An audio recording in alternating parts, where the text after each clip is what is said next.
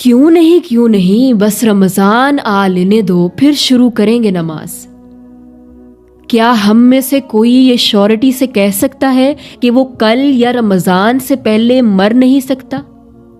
اور سب سے بڑھ کر روزے صرف رمضان میں فرض ہیں، لیکن کیا نماز بھی صرف رمضان میں فرض ہے؟ نماز تو ہر روز دن میں 5 مرتبہ فرض ہے، تو پھر ہم اس کو قائم کرنے کے لیے رمضان کا انتظار کیوں کریں؟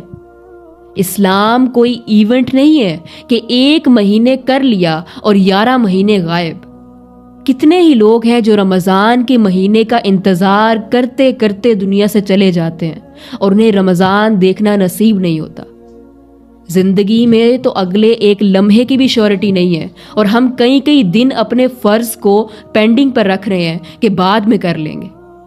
تو خدارا، جب رمضان سے پہلے اللہ نے زندگی دی ہوئی ہے تو اسی زندگی میں وقت پر نماز ادا کریں، کل پر نہ چھوڑیں، کیونکہ قبرستان بھرے پڑے ہیں ایسے لوگوں سے جنہوں نے کل سے نماز شروع کرنی تھی۔